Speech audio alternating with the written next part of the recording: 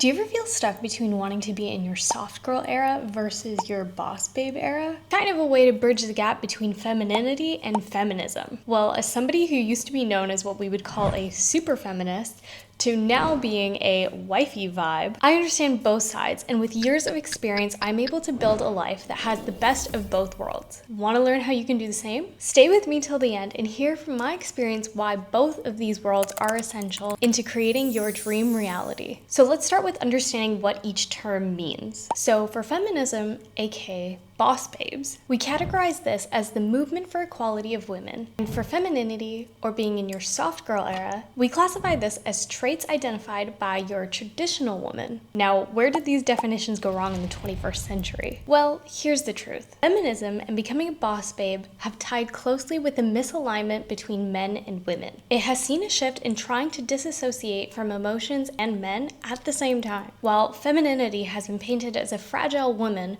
who is submissive to a man and lacks her own convictions. When I was in university, I was taught that men were public enemy number one. This was in a gender studies class that pretty much turned me into the modern day feminist. From this, I kept feeling like I was oppressed by men.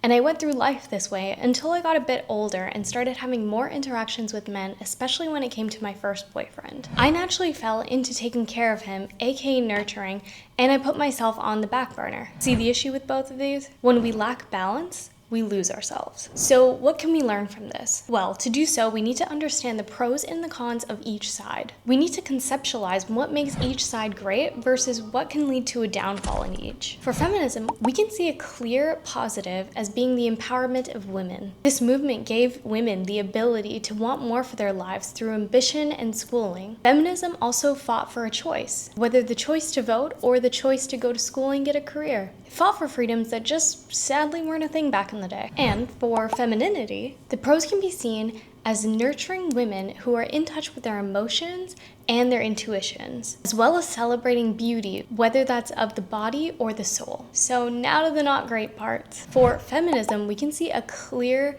alienation of men in general, lack of emotion and empathy, and sadly dismissing personal choice. This coincides with the women who want to be traditional or trad wives getting basically crucified by feminists. It's sad, but it's reality. And for the feminine, we see that women are fragile individuals who have these outdated gender norms. For example, the specific type of submission to a man being all dominating and being seen as lacking their own ambition. However, these two made-up societal ideologies are either taken way too literally or they're magnified way too much on one side versus the other. Let's figure out what women should take from both sides in order to have a balanced lifestyle. A little story time. I have always been ambitious in my life. Always loved building on new concepts, and that is a part of my core identity. It's something that I can't change. However, I also love being in touch with my femininity side. I love allowing a man to take the lead, and I love focusing on my body and the beauty of it. So if you're in a similar spot, how do you navigate this? Well, let's look at what I took from each side and applied it to my life. For feminism, I take ambition. I take the drive to work daily. But from femininity, I take the nurturing side and understand that I work hard every day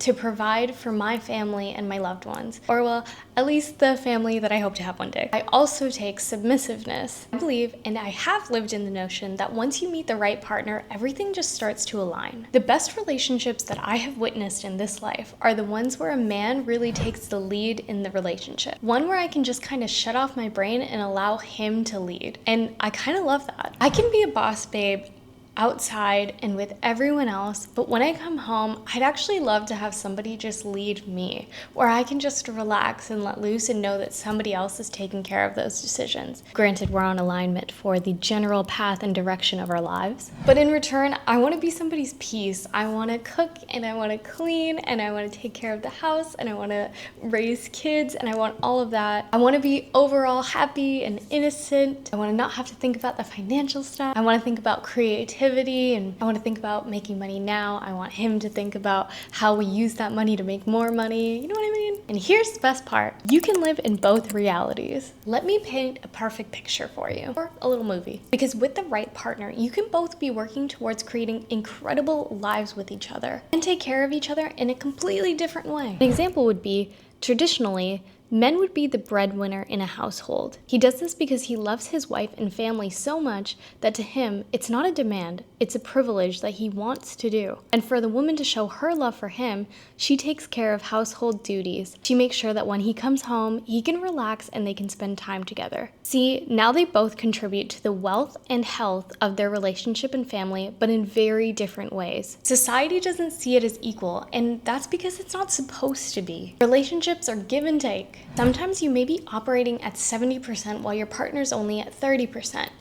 And vice versa. You both have to pick each other up. It's about leaning on each other and supporting one another. And the way that many women are living in a feminist way through this is by having social media accounts and making money off of them, freedom to go wherever they want and do what they want as long as their family is their top priority, and live great lives while making great money. It allows women to keep their ambition and work with their partners to achieve their dream lives together. Submission is not about domination. It's about allowing someone to lead your mutual direction. And I kind of think that's beautiful. We have to stop labeling women as feminists or feminine. Instead, we should know that women that are doing both are just seen as strong women because they understand the relationship, the yin and yang between feminists and femininity. It doesn't have to be leading so much to one side. There can be a balance. It all depends on what you want out of life and what your goals are. There's a clear balance in my head of what this looks like. And when you find it, I guarantee that you are going to start naturally attracting the right people into your life. And you're going to be happier for it. I want to dive into more of this type of content on how women should glow and grow, and how the divine feminine can also meet an era of personal growth. If you're interested in this kind of content, comment below and let me know. And I hope to see you in the next video.